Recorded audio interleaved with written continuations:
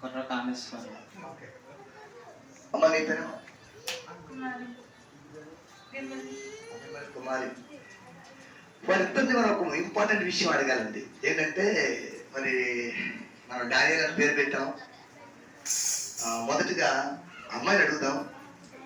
అమ్మ గిమ్మల్ కుమారి గారు కొర్ర కామేశ్ గారిని వివాహం చేసుకోవడం మీకు ఇష్టమే? చప్పట్లు కొట్టండి ఒకసారి.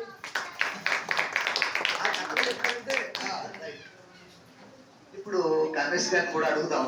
కామేశ్ గారు మీకు గిమ్మల్ కుమారి గారిని వివాహం చేసుకోవడం పూర్తిగా ఇష్టమేనా లేదా ఏమన్నా బలవంతం చేశారా? పూర్తిగా ఇష్టమే. అసలు ఏ డౌట్ లేకుండా చాలా క్లారిటీగా ఉన్నారు. మనం కూడా క్లారిటీకి వచ్చాం. దేవుడికి స్తోత్రం చెప్పండి. ఇప్పుడు మీరు ఇద్దరు జతపరచబడడానికి సంఘం ఒప్పుకుంది, మీరు ఒప్పుకున్నారు. అలాగే తల్లిదండ్రులుగా మరి వారు కూడా ఒప్పుకుంటే మరి వాళ్ళు రెడీగా ఉండాలి. వాళ్ళు వెళ్ళిపోకూడదు. అలాగా ఎక్కడ ఉన్నా కూడా త్వరగా రావాలండి. వారిని కూడా ఒక మాట అడిగేద్దాం. ఈ లోపు పిల్లరా పైకి వాళ్ళు తీసుకెళ్ళి పాస్టర్ తీసుకెళ్ళి పైకి కూర్చోండి.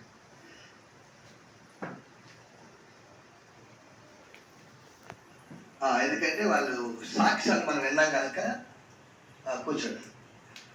ఇప్పుడు కొన్ని విషయాలు వాళ్ళ గురించి చెప్తా. ఇంకా రాలేదు కాబట్టి. హల్లెలూయా.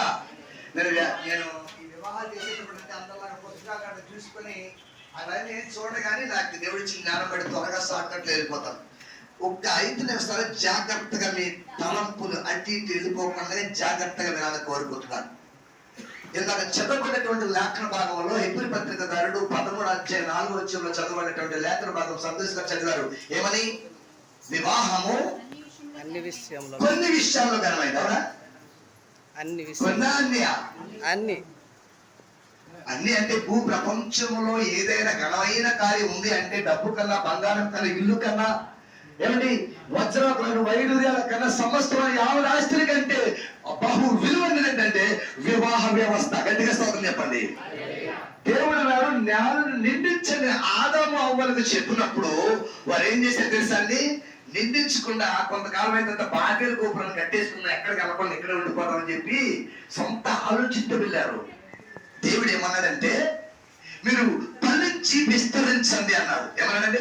ఆది కాలంలో చదువుకున్నా కదా, మీరు ఫలించి విస్తరించాలి. ఫలించి విస్తరించాలి అంటే మీరు చాలా జాగ్రత్తగా వినాలి. ఒక పురుషుడు ఒక స్త్రీ లేకుండా, వారి ఏకమవకుండా ఫలింపు అనేది జరగదు. ఏమన్నా? దేవుడికి స్తోత్రం. చిన్న ఎగ్జాంపుల్ చెప్పరా అండి? చిన్న చిన్న ఫ్లవర్స్ మీద తుమ్మెదలు వాళ్తాయి. తుమ్మెదలు తెలుసా అండి? తుమ్మెదలు తెలుసా అండి? ఫ్లవర్స్ మీద, చిన్న చిన్న పువ్వుల మీద ఫ్లవర్స్ వాళ్తాయి. ఆ ఫ్లవర్స్ మీద తుమ్మెదలు వాలి ఆ మకరందాన్ని పిలుచుకొని వేరే పువ్వులోనికి అవి ట్రాన్స్ఫర్ చేస్తాయి. ఆ మకరందాన్ని ఫలదీకరణ అక్కడే జరుగుతుంది. అంటే దేవుడి సృష్టిలో ప్రతి దాంట్లో కూడా ఫలింపు ఇచ్చాడు. ఒక పువ్వుల్లో కానీ, ఒక కాయలో కానీ, ఒక పండులో కానీ ప్రతి దాంట్లో ఫలాలు ఇచ్చాడు. స్త్రీ పురుషుల యొక్క అభివృద్ధి కూడా అదే రీతిగా జరుగుతుంది. మీకు లోతుగా మీరు అర్థం చేసుకోండి. నేను చెప్పవసరం లేదు, మీరందరూ చదువుకున్నవారు కాబట్టి. దేవుడికి స్తోత్రం. ఒకసారి జాగ్రత్త నా వైపు చెప్తున్నాం అందరూ. హల్లెలూయా. దేవునికి స్తోత్రం. అమ్మ వచ్చారండి? వచ్చారా అమ్మ? మేము అడగాల్సింది టైంలో లేదు. ఒకసారి ఎవరికి వస్తారా? మీరు తల్లిదండ్రులు, ఆ ఇరు తల్లిదండ్రులు కూడా వస్తారా? లేదా అక్కడ నుంచి చెప్పేయండి, రావసరం లేదు. అక్కడ నుంచి చెప్పండి. వస్తారా? అరే వస్తే మంచిది. సిగ్గు పడతాను ఏమన్నా? రైట్. మీరు వస్తారండి ఎవరికి? రండి. కుమారి వాళ్ళ అమ్మగారు, వాళ్ళ అన్నయ్య అన్న, రైట్.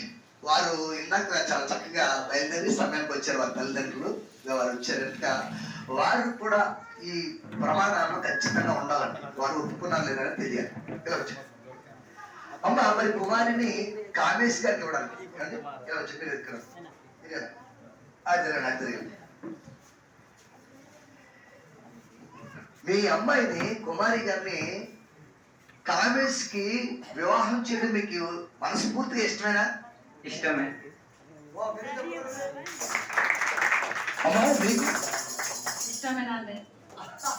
వాళ్ళ అమ్మగారు కూడా కామేశ్ కి వివాహం ఇష్టమని చెప్పారండి. కష్టమని లేదు. కష్టమన్నారా? ఇష్టమన్నారా? ఇష్టం.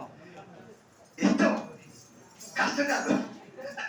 జాగ్రత్తగా ఉండాలి. ఎవరో కష్టపడతారు అక్కడి నుంచి. ఇప్పుడు ఈ కామేశ్ గారి యొక్క తల్లిదండ్రులు అడుగుదాం. ఏమండి, కుమారి గారిని కోడలుగా చేసుకోవడం, మీ ఇంట్లో ఆడబిడ్డగా ఉంచుకోవడం మీకు మనస్ఫూర్తిగా ఇష్టమేనా? ఇష్టమేనండి. ఎందుకు ఎలా ఇష్టం? చాలా ఇష్టమండి.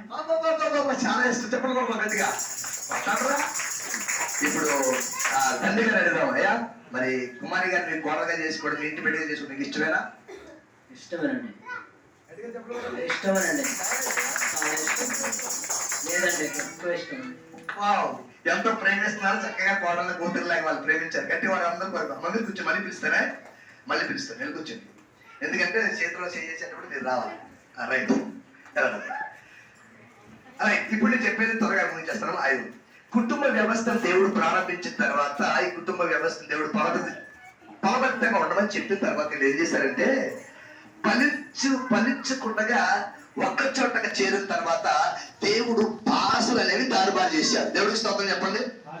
ప్రపంచంలో ఎవరైనా రహస్యాన్ని చెప్పగలిగితే, నేను ఈరోజు వారికి ఏం చెప్పిన ఒప్పుకుంటా. తెలుగు ఎలా వచ్చింది, ఈ పీటీజీ భాష ఎలా వచ్చింది, హిందీ, ఇంగ్లీష్, ఈ ప్రపంచంలో ఉన్నటువంటి కొన్ని వందల భాషలు, వేల భాషలు ఎలా వచ్చాయి మీకు ఎవరికైనా తెలుసా? ఏ గ్రంథంలో ఉన్న వారికైనా, ఏ మతస్థులకైనా భాషలు ఎలా తయారమయ్యారు, అలా జరిగింది ఎవరికైనా తెలుసా? బైబుల్ సత్యం అని చెప్పడానికి ఒక చిన్న క్లూ చాలు. ఏంటంటే, మనం మాట్లాడే భాష వేరే ఒకరి దగ్గరికి వెళ్తే కొత్తగా ఉంటుంది, వాళ్ళకి అర్థం కాదు. ఎలా తారుమారు చేశారు, ఎవరు తారుమారు చేశారు ఈ భాషని, ఎవరు మార్చారు చెప్పగలరా అంటే ఎక్కడ ప్రూఫ్ దొరకదు. 11వ ఆదికాండంలో చూసుకుంటే అక్కడ డైరెక్ట్ గా రాసి ఉంటుంది. దేవుడికి స్తోత్రం కలుగును గాక. ఇప్పుడు తీయదు చదవద్దు, జస్ట్ ఇంటిస్తున్నా అంతే. 11వ చదివితే దేవుడు ఫలింపును కోరుకున్నాడు, విస్తరించాలని కోరుకున్నాడు. కానీ వారు అలా కోరుకోకుండా పేరు సంపాదించుకోవాలి, భూమి మీద గొప్పవాళ్ళు అయిపోవాలని చెప్పి దేవుడు ఆకాశాలంటే టవర్, బాబేల్ టవర్ అంటారు దాన్ని, టవర్ ఆఫ్ బాబేల్, బాబేల్ గోపురం కట్టేసుకున్నారు. దేవుడు ఒక కన్ను తల్లిన తర్వాత, దేవుడికి స్తోత్రం, భాషలన్నీ తారుమారు అయిపోయిన తర్వాత ఎక్కడ అక్కడ స్కాటర్డ్ అయిపోయారు. ప్రపంచం అంతా చెదిరిపోయారు. ఎవరెవరికి అర్థమైందో ఆ భాషను బట్టి ఇద్దరు ముగ్గురు, మీ ఇద్దరికి నాకు అర్థమైంది, మరి మన ఇద్దరు పక్క పోదాం, అందరికి అర్థం పక్క, అలా ప్రపంచ దేశాలు విడిపోయినాయి. అయితే నా సబ్జెక్ట్ అది కాదు. కానీ విషయం ఏంటంటే, అక్కడి నుంచి దేవుడు ఏం చేశాడంటే, ఆయన ఫలించండి అనే మాట ఆయన ఆపేయలేదు. అలా ఫలింపు జరగాలని దేవుడు కోరుకున్న రీతిగానే ఇన్ని కొన్ని మిలియన్ కోట్ల ప్రజలు ప్రపంచం మీద ఉన్నారంటే వారికి మూల కారణం ఆది దంపతులైనటువంటి వారి పేరు చెప్పండి. ఎవరు? మన తాత ఎవరు? మన తాత ఏదో తాత పేరు చెప్తాం, వాళ్ళ తాత ఎవరు పేరు చెప్తామో తెలియదు. కానీ మన ముత్తాతలకు మన పెద్దలు కొన్ని వేల సంవత్సరాలకు ఉన్న తాత ఎక్కడి నుంచి వచ్చామంటే మనందరం కూడా ఒక ఆదాము అవ్వలో నుంచి. దేవుడికి స్తోత్రం, హల్లెలూయా. మానవ జాతిలో భాష భేదం ఉంటది, కలర్ భేదం ఉంటది, రంగు భేదం ఉంటది, భాష భేదం ఉంటది తప్ప నీలో ఉన్నటువంటి పిల్లల ప్రతి మానవుడే తప్ప మనం ఇంకొక మనిషిని పిలుస్తారు. కానీ మన ఎవరికి పశువు ఉంటారా? ఒకే జాతి, ఒకే మానవుడు, మన అమ్మ నాన్న మన తాత ఒక్క ఎవరై అంటే ఆదాము అవ్వ. దేవుడికి స్తోత్రం. ఈ వ్యవస్థను దేవుడు కట్టిన తర్వాత మానవుడు కోలగొట్టేసుకున్నాడు, కుటుంబాన్ని నాశనం చేసుకున్న తర్వాత మళ్ళీ యేసు ప్రభువు ఏం చేశారంటే, ఆయన ఇది కాదు, వీళ్ళకి నిజమైనటువంటి ప్రేమ తెలియట్లేదు, నిజమైన నేనే వారికి ప్రేమ నేర్పించాలని మానవుడిగా భూలోకానికి వచ్చాడు. దేవుడికి స్తోత్రం. పాపంలో పడిపోయిన తర్వాత వచ్చి మనందరికీ ఒక ఆయన ఏమైనది బలైపోయి చనిపోయి 3వ దినాన తిరిగి లేచారు. మనందరికీ తెలుసు, వారు నమ్మినప్పుడు రక్షించబడుతున్నాం. అయితే ఎవరైతే ఆయన నమ్మలేదో, ఆయన విశ్వసించలేదో, ఆయనతో పాటు ఎత్తపడడానికి అవకాశం లేదండి. దేవుడికి స్తోత్రం చెప్పండి ఒకసారి. యేసు ప్రభు అరట పెండ్లి కుమారుడిగా వస్తున్నాడు. ఎలాగా? మరి సంఘం ఎవరు? మనమంతా ఎవరట? పెండ్లి కుమార్తె. ఆయన ఎవరు? వరుడు. మనం ఎవరు? వధువు. డానియేలు రెడీగా ఉన్నాడు అనుకోండి, ఆ అమ్మాయి ఇంకా రాదనుకోండి, ఇక్కడికి ఆటం జరుగుతుందా? హలో, కొన్ని చోట్ల పెళ్ళికి వెళ్తామండి, ఎంతసేపటికి పెళ్లి కూతురు రాదు, ఇంకా మొత్తం అవుతానే ఉంటది. ఈ పార్టీ గారు సిరాకు పడిపోతా ఉంటారు. ఇంకా లేదండి, ఇంకా కారు వస్తుందంట, కారు ఆగిపోయిందంట, పెట్రోల్ అయిపోయింది, ఏవో చెప్తా ఉంటారు. మొత్తానికి పెళ్లి కూతురు అయితే రాదు. ఈలోపు చాలా మంది తిట్టుకుని ఆ పెళ్లి కూతురు 2 అయిపోద్ది, 3 అయిపోద్ది. పెళ్లి కూతురు రాకపోతే బాగుంటుందంటే పెళ్లి జరుగుతుందా? అట్లా చాలా చిరాకు. దేవుడు త్వరగా వధువుగా పెళ్లి కుమారుడిగా భూలోకంగా రాబోతా ఉన్నాడంటే, పెళ్లి కుమార్తె సిద్ధపడాలి అని అంటే పిల్లల మన వాక్యాలలో కట్టబడి ప్రభువుకి ప్రదానం చేయబడి ఉండాలి. దేవుడికి స్తోత్రం. ఏం చేయబడి ఉండాలి? ప్రదానం. ఇప్పుడు మనం అందరం కూడా ప్రదానం చేయబడ్డాం. ఆ బిడ్డకి ఒకరినొకరు ఎలా అయితే ఒకటయ్యారో ఈ దేవునిలో మనము కూడా త్వరలో కలవబోతున్నాం. ఆయనతో ఉండడానికి మరి మధ్యాకాశంలో పెండ్లి విధులు మనం అందరం కూడా చేరబోతున్నాం నిత్య రాజ్యంలో. లోక కళ్యాణం అంటే చాలా మంది లోక కళ్యాణం అంటే ఏంటంటారు? రావడం లోక కళ్యాణం అది కాదండి. ప్రపంచం అంతా కూడా ఎక్కడి నుంచి అయితే వచ్చిందో అక్కడికి వెళ్ళడానికి ప్రతి మానవుడు కూడా చేరుకోవాల్సిన ఒక స్థలం ఏంటంటే అదే నిత్య లోక కళ్యాణం. దేవునికి స్తోత్రం. అది సిద్ధపడాలంటే పెళ్లి కుమార్తె మనము చాలా జాగ్రత్తగా ఉండాలి. లూకాసు వార్త 15:8 అక్కడ స్త్రీ ఎలా సిద్ధపడాలో ఉంటది, భర్త కొరకు స్త్రీ ఎలా సిద్ధపడాలి ఉంటది. చాలా జాగ్రత్తగా వెతికితే అంతా ఇప్పుడు నేను చెప్పడం టైం లేదు, కానీ చేసుకోపోయే భర్త వచ్చేటప్పుడండి ఆ భార్య 10 కాయిన్స్ కూడా చాలా జాగ్రత్తగా కాపాడుకోవాలట. అందులో ఏ ఒక్క కాయిన్ పోయినా సరే భర్త